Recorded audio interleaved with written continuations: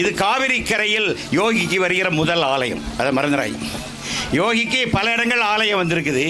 காவிரி கரையில் வர இருக்கின்ற முதல் ஆலயம். காவிரி கரைனா காவிரிங்கிறது 30-40 கிலோமீட்டர் ஒன்றா கூட காவிரி தான். இப்போ நான் வந்து நாசிரியத்தில் யோகி வச்சுருக்கேன். அது தாமிரபரணி கரை. இதுக்கு அதான் பக்கத்தில் கூட காவேரி ஓடுது. அப்போ பகவானுக்கு காவிரி கரையில் முதலாக ஆலயம் நம்ம திருச்சியில் தான் வருது. அதுதான் ஒரு வரலாறு. காவிரி என்ன தெரியுமா ரகசியம் தெரியுமா? காவிரி கங்கையாகும். நல்லா புரிஞ்சுங்க. காவிரியை யார் கொண்டு வந்தாங்க? அகசியர் கமண்டலத்தில் கங்கா நீரை கொண்டு வந்தார்.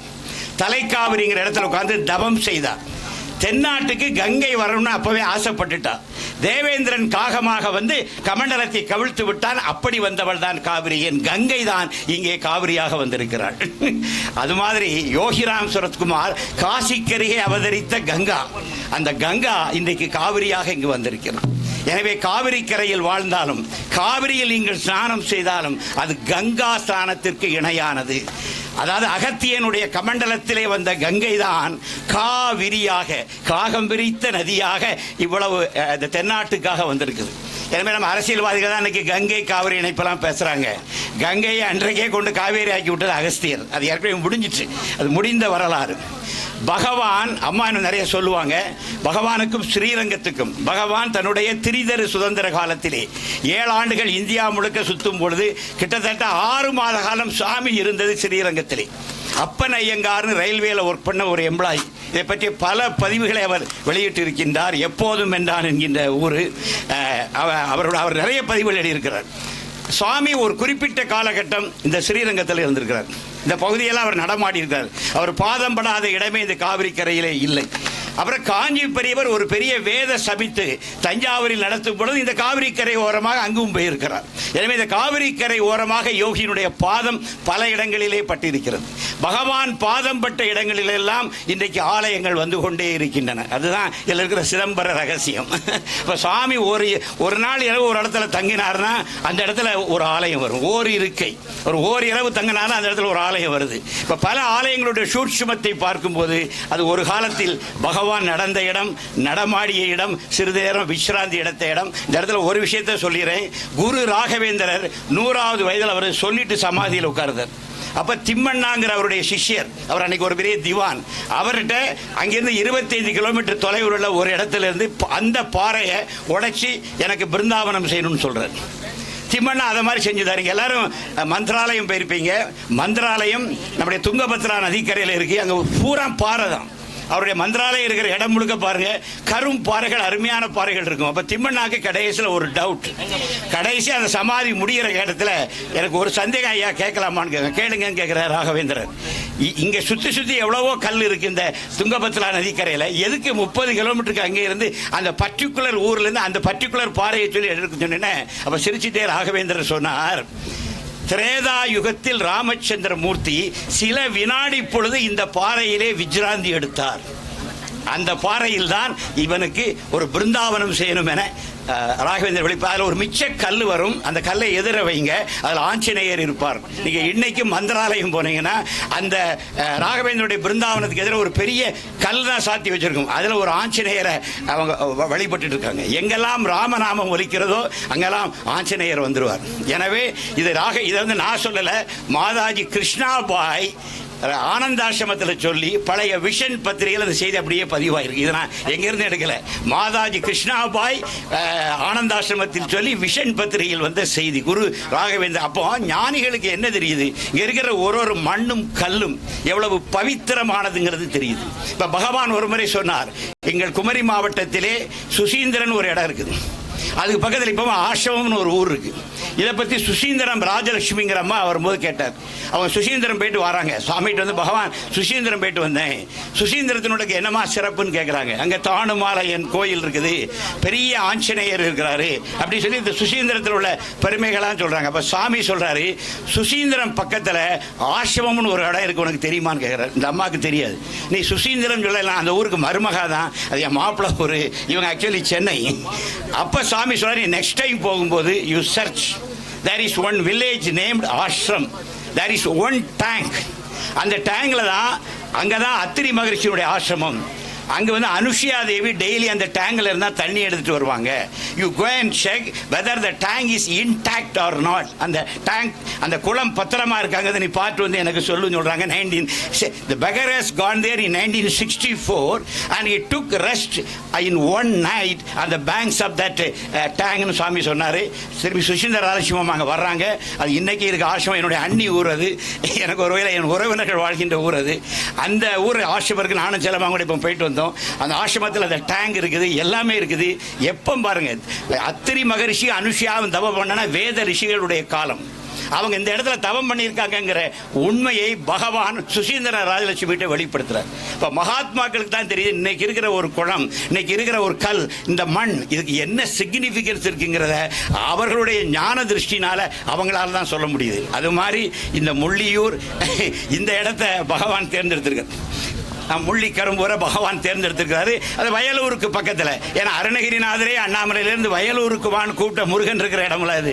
எங்கோ இந்த அருணகிரிநாதரை திருவண்ணாமலையிலிருந்து வயலூருக்கு வான்னு சொன்ன மாதிரி இன்னைக்கு அன்னை மாதேவியையும் திருவண்ணாமலையிலிருந்து வயலூருக்கு வான்னு சொல்லி எம்பெருமான் முருகன் இன்னைக்கு கூப்பிட்டு இங்கே வந்து யோகிக்கு ஆலயத்தை பக்கத்தில் உருவாக்கி இருக்கிறார். எனவே வயலூரும் இந்த முள்ளி கரும்பூரும் பெரிய தொலைவு ஒன்றும் இல்லை. இந்த வயலூருடைய ஒரு தொட்டு தான் இருக்குது. எனவே ஆல்மோஸ்ட் இது வயலூர் தான்.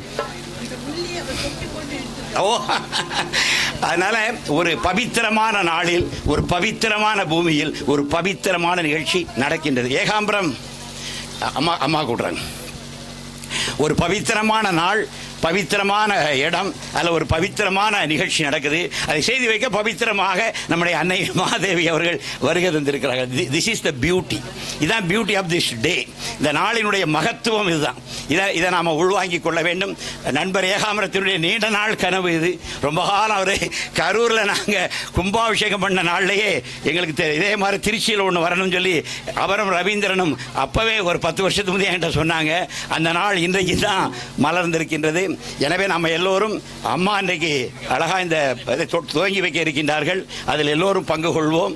யோகிராம் சுரத்குமார், யோகிராம் சுரத்குமார், யோகிராம் சுரத்குமார். ஜெயகுமார். நம்ம எல்லாம் ஒரு கூட சூழ வைத்திருக்கக்கூடிய அருமையான ஒரு நிகழ்வு.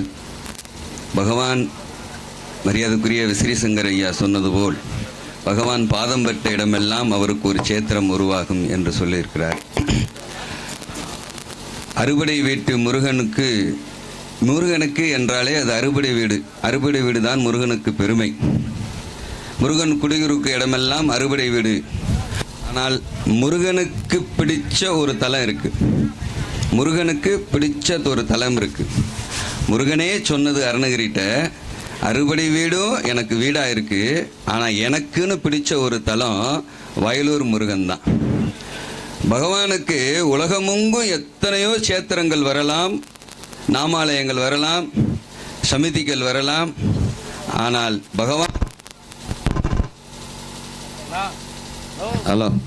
பகவானுக்கு பிடிச்ச சேத்திரமாக எப்படி முருகனுக்கு வயலூர் முருகனை பிடிக்குமோ அப்படி பகவானுக்கு பிடிச்ச ஒரு சேத்திரமாக இந்த புண்ணிய சேத்திரம் அமையும் என்பதற்கு நல்ல ஒரு உதாரணம் பகவானுடைய எட்டர்னல் ஸ்லேவ், நம்மளை எல்லாம் வழிநடத்தி சென்று கொண்டிருக்கக்கூடிய முப்பெரும் சக்திகளின் சங்கமமாக இருக்கக்கூடிய அன்பு அன்னை மாதேவி மாதாஜி அவர்களுடைய பொற்கமல கரங்களால் நடந்தேறப்பட்ட இந்த புண்ணிய நிகழ்வு, இந்த சேத்திரம் உலகமெங்கும் பேசக்கூடிய அளவுக்கு ஒரு புண்ணிய சேத்திரமாக பகவான் இதை உருவாக்கி கொடுப்பார்.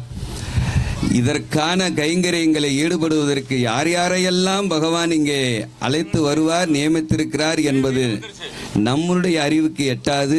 அது பகவானுக்கே தெரியும். அருமையாக இந்த சேத்திரம் வளரும்.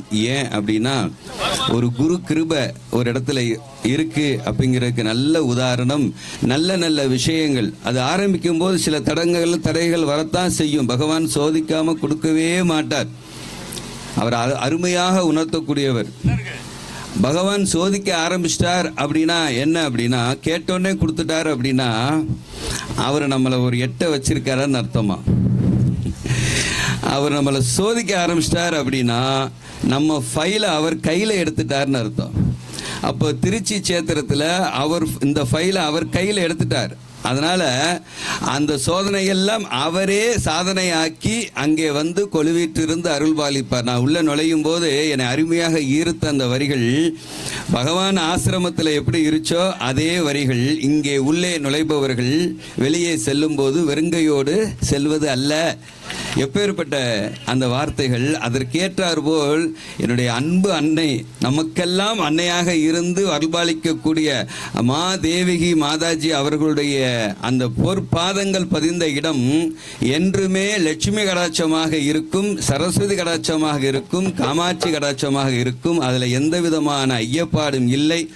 அதனால் நான் ஒன்னே ஒரு வேண்டுதல் வைக்கிறேன், இந்த சேத்திரம் சிறப்பாக வளரணும்னு தயவு செய்து இங்கே இருக்கக்கூடிய அன்பர்கள் எல்லாம், அவர்கள் நம்ம டிவோட்டியாக இருக்கலாம், இல்லாமல் இருக்கலாம், பிற சமயத்தவர்களாக இருக்கலாம், அதை பற்றிலாம் கவலை இல்லை. ஒவ்வொரு வீடாக போங்க, ஒவ்வொரு வீடாக போய் நாம சொல்லுங்க, எங்கள் புண்ணிய சேத்திரம் வளரணும், அதுக்கு உங்களால் முடிஞ்சதை கொடுங்கன்னு சொல்லி கேளுங்க. அந்த அன்பு காணிக்கையின் மொத்த ரூபம் இங்கே அருமையான ஒரு சேத்திரம் வரும். அதற்கு எந்த விதமான சந்தேகமும் இல்லை. இந்த அருமையானது ஒரு நிகழ்வு நாமெல்லாம் கூடி நாமம் சொல்லி அம்மாவனுடைய அந்த அருளுரை நிகழ்ந்த அந்த இடத்தை மிக மிக விரைவில் அருமையான ஒரு சேத்திரமாக இங்கே அருமையான கும்பாபிஷேகம் சிறப்பாக அம்மாவனுடைய பொற்கமல கரங்களால் அதுவும் சிறப்பாக நடைபெறும். அதை நாம் பகவானுடைய ஆசீர்வாதமாக எடுத்து இன்றிலிருந்து நாம் அதற்காக ஒரு நல்ல ஒரு முயற்சியை மேற்கொள்வோம். அருமையான ஒரு நிகழ்வை ஏற்படுத்தி கொடுத்த இந்த புண்ணிய சேத்திரத்தினுடைய அறங்காவலர்கள் மற்றும் அவர்களுக்கு உறுதுணையாக இருந்து அவர்களை வழிநடத்தி சொல்லக்கூடிய அனைத்து அன்பர்களுக்கும் அருமையானதொரு சச்சங்க நிகழ்வை தொடங்கி வைத்த மரியாதைக்குரிய விசிறி சங்கரை அவர்களுக்கும் கிட்டத்தட்ட ஒரு 2 மணி நேரமாக குருச்சேத்திரத்தினுடைய நாம பித்தன் மாசானமுத்து ஐயா அவர்களுக்கு, அவருடைய பஜனை குழுவினர்களுக்கும் அவர்களுக்கும் எல்லாவற்றிற்கும் மேலாக நம்மளை எல்லாம் ஒரு குடையில் ஆழ்ந்து கொண்டு இருக்கக்கூடிய அன்பு அன்னை மாதேவிகி மாதாஜிக்கு அவர்களுக்கும் எல்லாம் அல்ல உலக பரம்பொருளாக இருக்கக்கூடிய பகவான் யோகிராம் சோத்துக்குமாரின் பொற்கமல திருவடிகளுக்கும் நாம் நெஞ்சார்ந்த நன்றிகளை தெரிவித்துக் கொண்டு இந்த வாய்ப்பை எனக்கு ஏற்படுத்தி கொடுத்த நல்லுள்ளங்கள் அத்துணை பேரின் கமலபாதங்களுக்கும் சிறியனின் சிறந்தாழ்ந்த வணக்கங்கள். யோகிராம் சோத்துக்குமார், யோகிராம் சோத்துக்குமார், யோகிராம் சோத்துக்குமார், ஜெயகுரு ராயா, யோகிராம் சோத்துக்குமார் மகாராஜிக்கு ஜெய், அன்னை மாதேவிகி மாதாஜிக்கு ஜெய். சர்வம் யோகிராம் சோத்துக்குமார் அர்ப்பணமஸ்து. எங்களுக்கு இந்த அருளரை